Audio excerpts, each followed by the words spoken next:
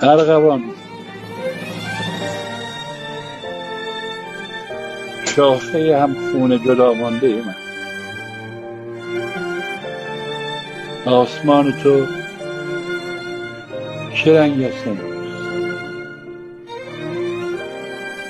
آفتابی سوا یا گرفته است هنوز؟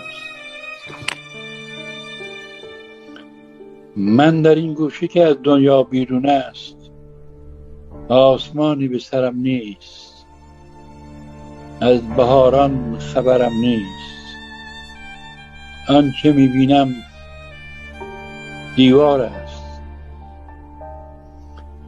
آه این سخت سیاه آنچنان نزدیک است که چو بر میکشم از سینه نفسم را بر میگردانم.